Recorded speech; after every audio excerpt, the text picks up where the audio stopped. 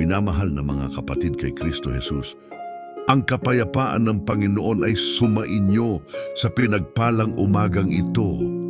Bago natin simulan ang makapangyarihang paglalakbay na ito ng panalangin, pahintulutan ninyo akong magsalita ng ilang salita sa inyong mapagbigay na puso. Kung narito kayo sa sandaling ito, hindi ito nagkataon lamang, kundi ayon sa banal na paglalaan ng Diyos na gumagabay sa bawat hakbang ninyo. Dinala kayo ng Diyos sa lugar na ito ng panalangin sapagkat alam niya ang inyong mga pangangailangan, nakikita niya ang inyong mga luha at naririnig niya ang inyong mga tahimik na daing. Kaya huwag kayong aalis sa lugar na ito nang hindi iniiwan ang inyong tanda ng pananampalataya. Pindutin ninyo ngayon din ang pindutang like na nasa ibaba sapagkat ang simpleng kilos na ito ng pananampalataya ay makatutulong upang maabot ng panalangin ito ang libu-libong pusong nababalisa na lubhang nangangailangan ng isang salita ng pag-asa.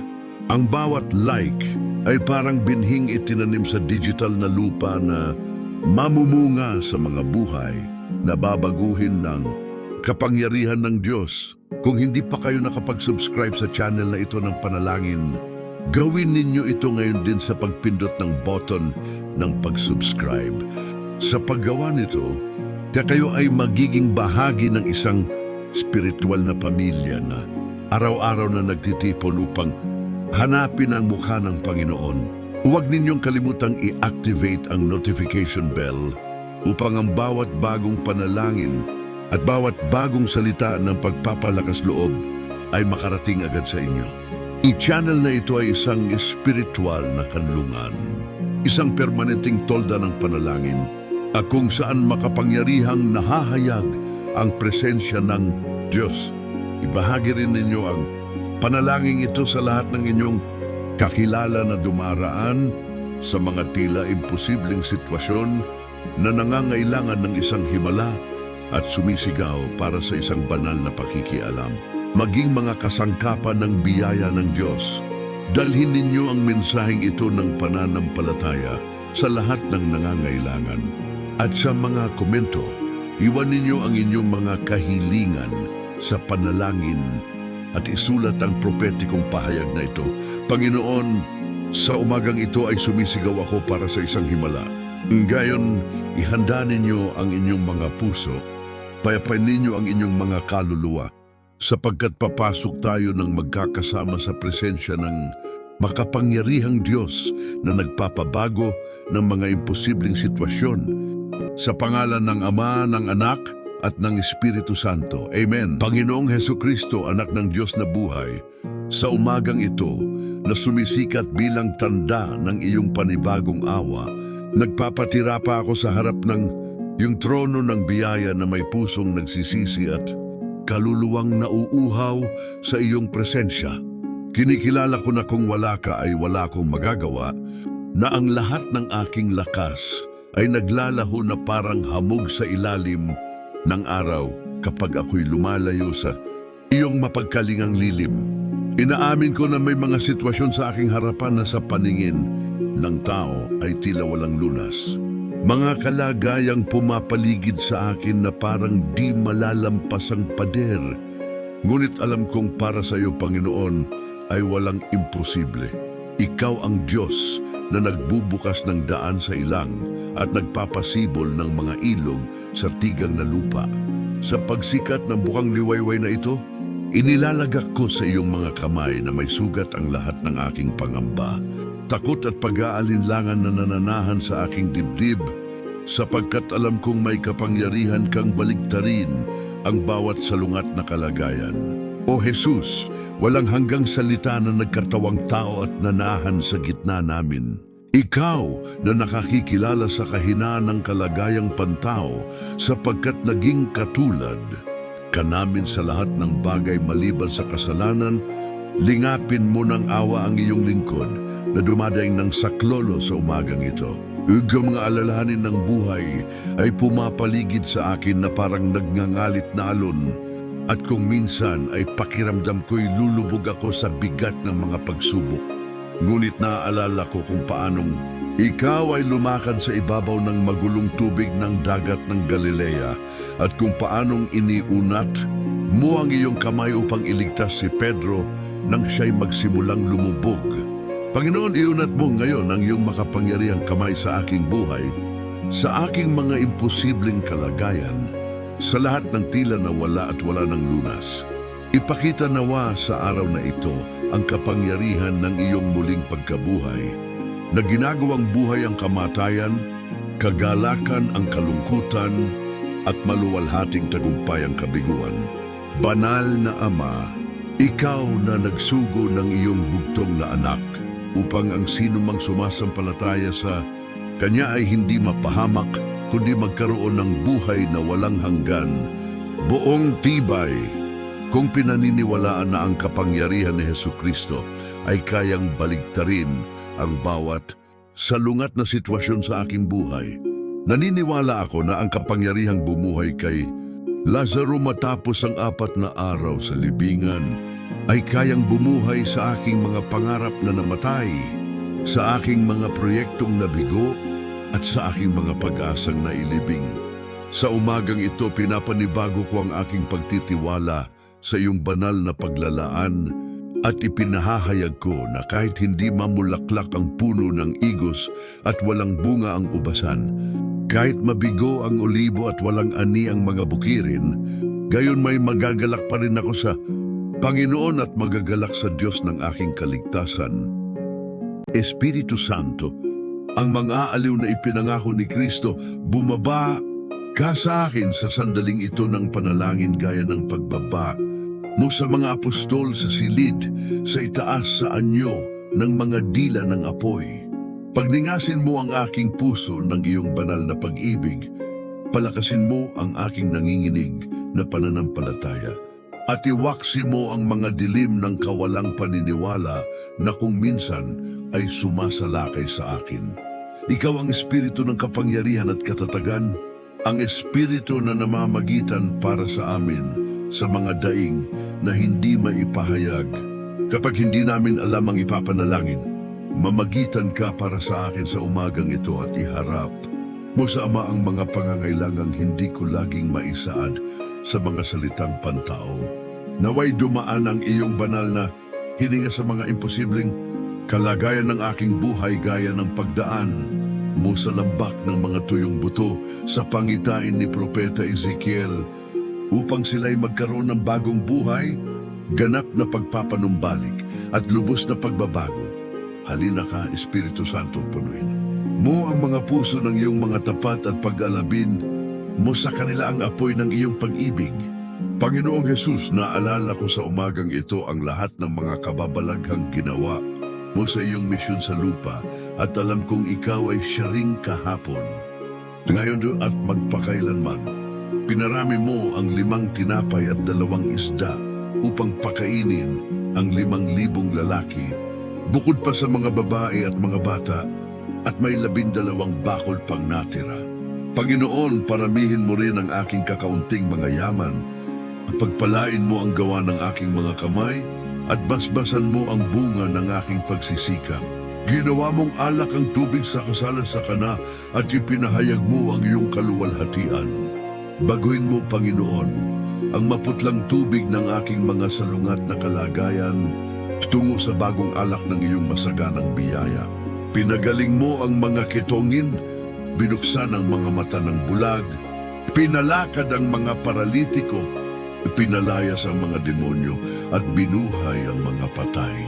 Ipakita mo, O Panginoon, ang kaparehong kapangyarihang ito sa aking buhay, sa mga bahaging tila patay na, sa mga sitwasyong tila walang lunas, at sa mga problemang tila walang solusyon. O makapangyarihang Diyos, ikaw na nagsabi ng magkaroon ng liwanag at nagkaroon nga ng liwanag. Ikaw na lumikha ng lahat mula sa wala sa pamamagitan ng kapangyarihan ng iyong salita.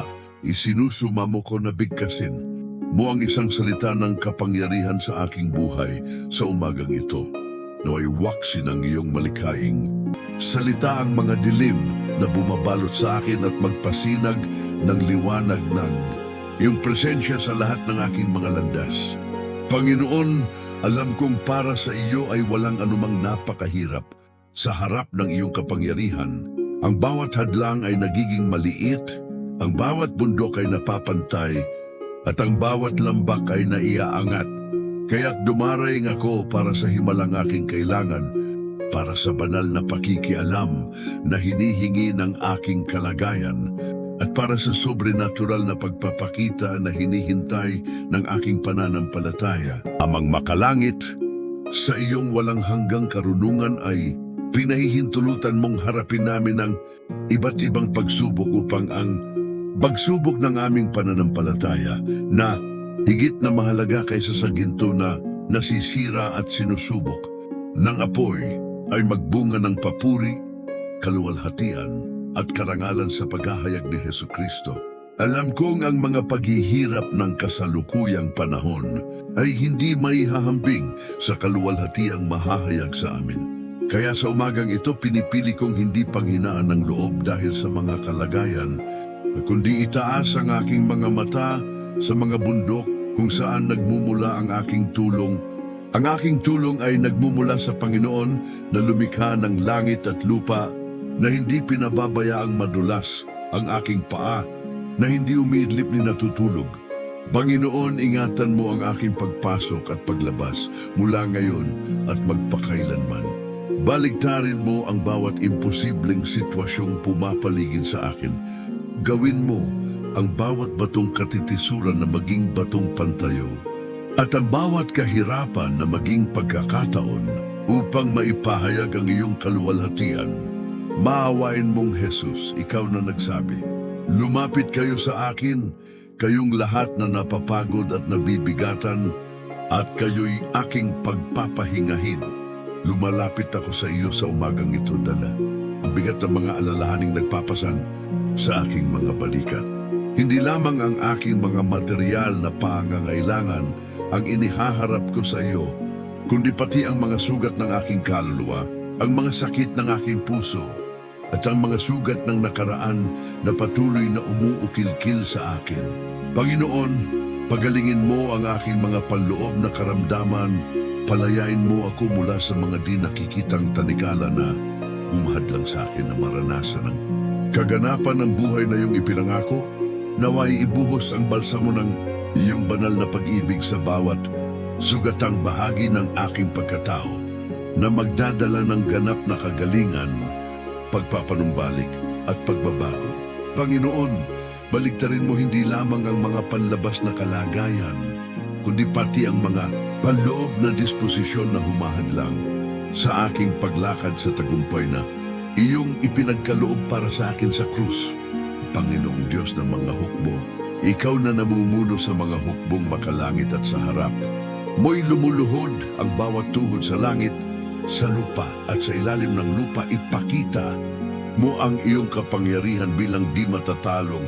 Mandirigma sa aking pagtatanggol sa umagang ito. Ipaglaban mo para sa akin ang mga laban na hindi ko kayang pagtagumpayan sa lakas ng tao. Talunin mo ang mga di nakikitang kaaway na nagbabalak laban sa aking ikabubuti. Wasakin mo ang mga patibong ng masama na nagnanais. Iligaw ako mula sa landas ng iyong kalooban. Panginoon, alam kong kung ang Diyos ay para sa akin, sino ang laban sa akin? Kung ikaw na hindi nagkait ng iyong sariling anak, kundi ibinigay siya para sa aming lahat, paano mo hindi ipagkakaloob sa amin nang may kagandahang loob ang lahat ng bagay? Kaya't nagtitiwala ako na ang mga imposibleng sitwasyong aking hinaharap ay hindi makalalaban sa kapangyarihan ng iyong nakaunat na bisig. O Jesus, mabuting pastol na nagbibigay ng buhay para sa kanyang mga tupa, kinikilala ko sa umagang ito na madalas akong naligaw, na parang nawawalang tupa, sumusunod sa aking sariling mga landas at nagtitiwala sa aking sariling karunungan. Ngunit ikaw, sa iyong walang hanggang awa, ay dumating upang hanapin at iligtas ang nawawala. Panginoon, hanapin mo akong muli. Tipunin mo ako sa ligtas na kulungan ng iyong pag-iingat at ingatan mo ako laban sa mga lobong maninila na nag-aabang upang manila. Akayin mo ako sa luntiang pastulan ng iyong salita. Gabayan mo ako sa tahimik na tubig ng iyong espiritu at ibalik mo ang aking kaluluwa. Kahit ako'y lumakad sa lambak ng anino ng kamatayan, hindi ako matatakot sa anumang kasamaan sapagkat ikaw ay kasama ko. Ang iyong pamalo at tungkod ang umaaliw sa akin. Naghahanda ka ng hapag sa harap ng aking mga kaaway. Pinapahiran mo ng langis ang aking ulo at umaapaw ang aking saro.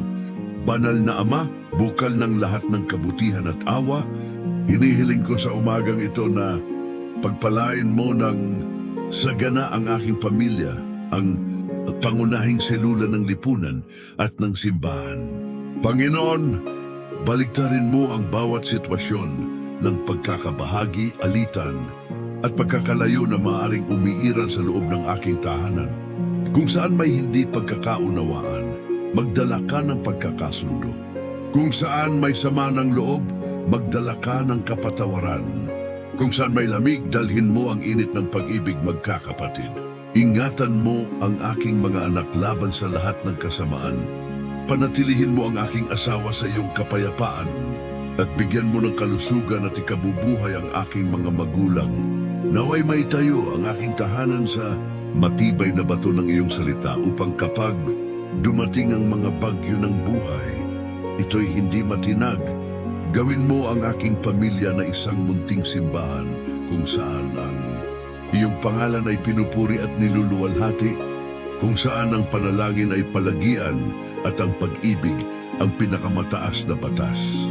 Si Jesucristo, tinapay ng buhay na bumaba mula sa langit, ikaw na nagsabi, ang lumalapit sa akin ay hindi na magugutom, at ang sumasampalataya sa akin ay hindi na mauuhaw. Busugin mo sa umagang ito ang gutom at uhaw ng aking kaluluwa.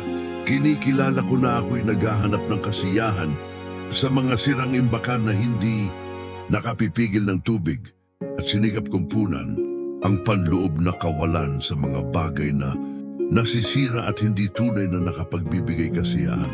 Panginoon, ipagkaloob mo sa akin ang biyaya na maunawaan na sa iyo. Lamang ko matatagpuan ang kaganapang aking hinahanap na tanging ang iyong presensya ang makasasapat sa pinakamalalim na hangarin ng aking puso. Sa umagang ito, pinipili kong pakainin ang aking sarili ng iyong salita at uminom sa bukal ng tubig na buhay na bumubukal tungo sa buhay na walang hanggan. Baligtarin mo, Panginoon, ang mga maling pagpiling aking nagawa, ang mga landas na aking tinahak, at ituwid mo ang aking mga hakbang ayon sa iyong banal na kalooban. Espiritu ng karunungan at pag-unawa, ikaw na dumapo kay Jesucristo bilang 7 ganap na kaloob, ibuhos mo sa akin sa umagang ito ang iyong mga banal na kaloob. Ipagkaloob mo sa akin ang kaloob ng karunungan upang makilala ang kalooban ng Diyos sa lahat ng kalagayan ng aking buhay, ang kaloob ng pag-unawa upang malalim na maunawaan ang mga katotohanan ng pananampalataya, ang kaloob ng payo upang malaman kung paano gabayan ang aking sarili at ang iba sa landas ng kabutihan, ang kaloob ng katatagan upang manatiling matatag sa mga pagsubok at magpatotoo ng buong tapang sa aking pananampalataya, ang kaloob ng kaalaman upang makilala ang mga nilalang kaugnay ng manlilikha, ang kaloob ng kabanalan upang linangin ang isang anak na ugnayan sa Diyos Ama, at ang kaloob ng takot sa Diyos upang igalang ang kanyang kabanalan at iwasan ang anumang makapagpapasakit sa Kanya. Sa pamamagitan ng mga kaloob na ito, Panginoon, haharapin ko ang mga imposibleng sitwasyon, sapagkat hindi ako magtitiwala sa aking sariling karunungan, kundi sa iyong hindi nagkakamaling patnubay. Panginoong Hesus, banal na manggagamot ng mga kaluluwa at ng mga katawan, inihaharap ko sa iyo sa umagang ito ang lahat ng mga karamdaman na bumabagabag sa aking buhay at sa buhay ng mga mahal ko. Ikaw na nagpagaling sa alipin ng senturyon sa pamamagitan lamang ng isang salita na naglinis sa 10 kitungin sa 1 kilos at nagpanumbalik ng paningin sa bulag mula pagkasilang, iunat mo rin sa amin ng iyong kapangyarihang nagpapagaling. Panginoon, hipuin mo ng iyong mahabaging kamay ang bawat may sakit na sangkap, ang bawat selulang may karamdaman, at ang bawat sistemang wala sa balans. Baligtarin mo ang bawat negatibong diagnosis, ang bawat hatol ng imposibilidad, at ang bawat di kanais-nais na istatistika. Ipinahahayag ko sa umagang ito na sa pamamagitan ng iyong mga sugat, kami gumaling, at sa iyong mahalagang dugo kami nilinis mula sa lahat ng karamdaman. Ipakita mo, O Panginoon, ang himala ng pisikal na kagalingan at higit sa lahat, ang espiritual na kagalingan na muling nagbabalik sa amin sa iyo at nagbubukas ng mga pintuan ng buhay na walang hanggan. Amang makalangit, Panginoon ng kasaysayan at tagapamahala ng lahat ng mga bansa, isinusumamo ko sa umagang ito na lingapin mo ng awa ang kalagayang pinansyal na bumabagabag sa akin. Panginoon, alam mo na hindi salapi ang aking pangunahing hinahanap, kundi ang kapayapaang dulot ng pagkakaroon ng natutugunang pangunahing pangangailangan, ang kapanatagan na maalagaan ko ng marangal ang aking pamilya, at ang kakayahang magsagawa ng pag-ibig sa kapwa para sa mga nangangailangan. Baligtarin mo, Panginoon, ang bawat kalagayan ng kakulangan, pagkakautang, at kakapusan na nagpapabigat sa akin. Hindi nasusukat sa kasaganaan ng mga ari-arian, at na dapat kong hanapin muna ang kaharian ng Diyos at ang kanyang katarungan, na may pagtitiwalang ang lahat ng iba pang bagay ay idaragdag sa akin. Amen? Mga minamahal na kapatid, sa pagtatapos ng ating pananalangin, naway magpatuloy ang ating espiritual na ugnayan sa pamamagitan ng inyong aktibong pakikibahagi. Ang simpleng pagpindot sa pindutang like ay isang makapangyarihang deklarasyon sa digital na mundo na ang salita ng Diyos ay buhay at nagbabago ng kapalaran. Ito ay pagsasabog ng binhi ng pag-asa upang maabot ng algorithm ng biyaya ang mga kaluluwang nasa bingit ng kawalan ng pag-asa. Huwag kayong huminto roon, maging daluyan kayong awa sa pamamagitan ng pagbabahagi ng panalangin. Ito sa inyong mga pamilya, kaibigan, at mga grupong dumaranas ng matitinding pagsubok, dahil ang pagpapasa ng mensaheng ito ay pagtupad sa utos ng pag-ibig at pagiging kamay ni Kristo sa internet. Inaanyayahan ko rin kayong iwan ang inyong mga kahilingan sa seksyon ng komento upang sama-sama nating mabuo ang isang pader ng pananalangin, at bilang tanda ng inyong matibay na pananampalataya, isulat ninyo ang propetikong pahayag na, Panginoon, sa umagang ito ay humihingi ako ng isang himala. Siguraduhin din kayo ay nakasubscribe at naka-activate ang kampanilya ng notification upang hindi ninyo makaligtaan ang inyong araw-araw na espiritual na pagkain sa santuaryong ito. Gawin nating prioridad ang paghahanap sa Diyos tuwing umaga at asahan ng kanyang pagkilos sa inyong mga saradong pinto at imposibleng sitwasyon. Tandaan, ang Diyos na naghati ng dagat at bumuhay kay Lazaro ay siyang kumikilos para sa inyo ngayon. Ang inyong pagsubok ay magiging patotoo sa kanyang kaluwalhatian. Manatiling matatag dahil ang tagumpay ay sa inyo na sa pangalan ng Ama, ng Anak at ng Espiritu Santo. Amen.